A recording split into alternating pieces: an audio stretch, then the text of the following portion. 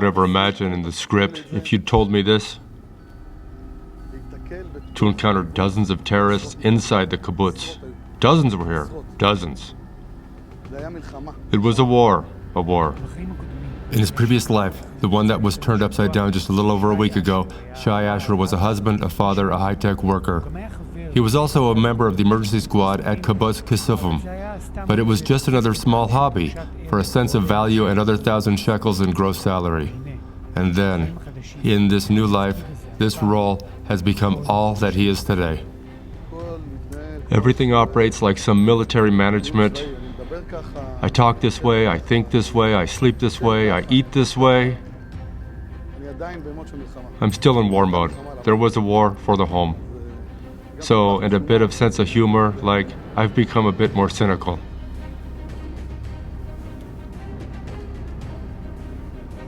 Here, you can really see all the birds of prey. There are many animals fled from the kibbutz, even some turkeys.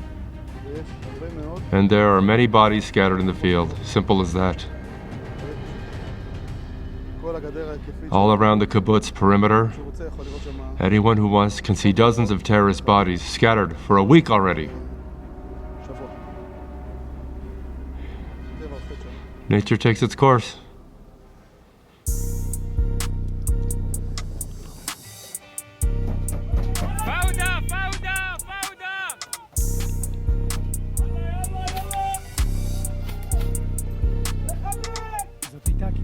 It was a small emergency squad, 3 close friends. Ronnie Steady, the unit commander, Sar Margolis, and Shai. On the morning of October 8th, when the alarms began, it seemed like just another regular event. Not one of the force, each of the 3, reluctantly to arm themselves and become heroes. This is the bomb shelter. It's like, started with boom, boom, boom, non-stop, red alert sirens. And then, after about 10 minutes, a quarter of an hour, Ronnie the commander announces in the emergency squad group, "Guys, gear up. The situation is more complicated than we thought." I leave the room, go to my room, put on the vest, tie my shoes, get dressed. Wait. Sarah arrives, my eldest son, who's 14 years old, asks me, "Dad, where are you going?" I tell him, "We are fighters. It's our duty to help and fight for others." Sarah and I decide not to waste time trying to contact the emergency team members. We actually start running towards Ronnie's house. Then I see 3 figures passing before my eyes from a distance of 10 to 12 meters and walking. I'm waiting with the weapon, then the terrorist raises his hand holding a knife. And that what exposes him. I'm already with the gun. I give 3 shots to the first, 3 to the second, the third runs away. And we start getting barrages of PK fire and grenades thrown at us. We reach another corner and wait.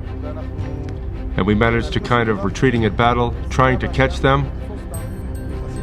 We enter a bit into the garden area and then Sar takes one down. I take the second. Then I'm effective. Sar takes 2 more. Takes means ensuring they won't bother us anymore in defending the village.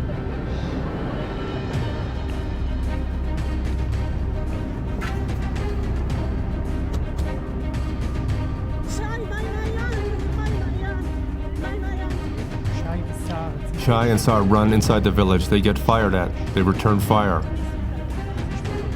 Families are in the shelters while they're fighting, trying to connect with Ronnie, the 3rd friend, to form a more significant combat force. There's a relatively large force.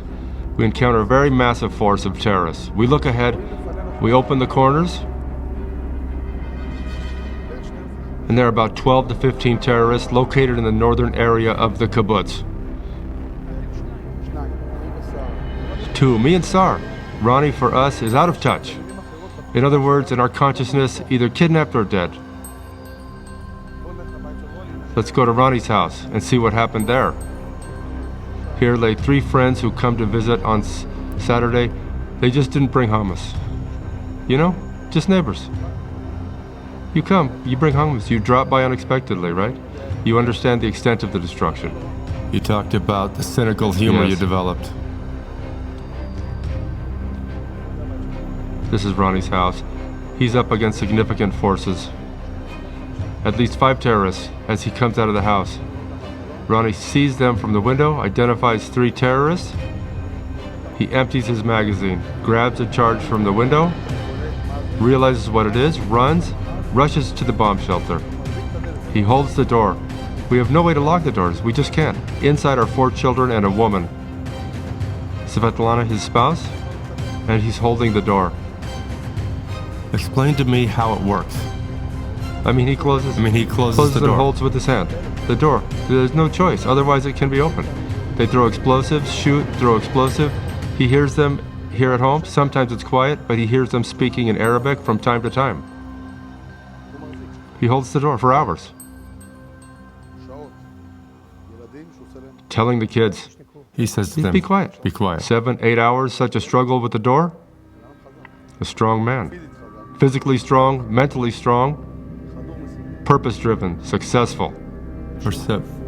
Hours go by. The army still hasn't joined. The children are in the shelter. 7 or 8 hours have passed.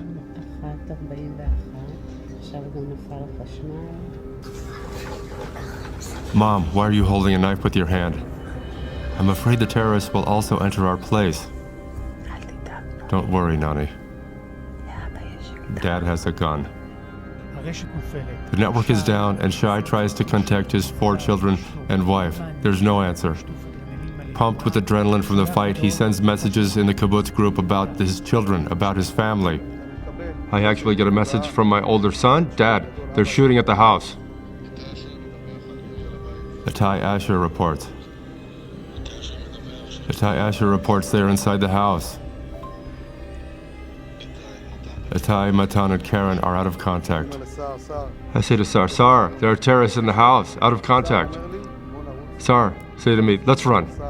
I say to him, Sar, it's a suicide mission. You're willing to die for my family, I understand. He says to me, we come here, break the window, enter. I get to the shelter, I shout, Karen, it's Shai, Karen, it's Shai. We're opening the bomb shelter, I see them with my own eyes, safe and sound. For the first time, I felt weak in the knees, for a moment. I see that she's outside. Thanks to Sar, Shai saw his children and confirmed they're okay. Just before they left, they shattered the living room window and smeared it with ketchup, so the terrorists would think a massacre had already occurred in that house. The battle continued for many more hours. Even after the army joined, dozens of terrorists were killed, and contact between friends with the emergency squad was lost. The next morning, I met Ronnie. Ronnie hugged me. I was sure Ronnie was dead. I said to him, Ronnie, I thought you were dead. I noticed something in his body. He gives me a hug. He says to me, I sure you were dead. Then he looks at me and says nothing. He doesn't say a word. I tell him, I understand, I get it. Sar fell. Sar fell. He entered through the door and was ambushed by a terrorist with heavy weaponry. In the incident, Sar and 3 other soldiers fell. Sar Margolis bravely fought to save his kibbutz and was killed in combat with terrorists. He left behind Yasmin, Mia, and Taver, his 2 daughters. In addition to him, 8 other kibbutz members and 6 Thai workers were killed. The destruction in kibbutz Kasum was immense, but Shai says it could have been worse.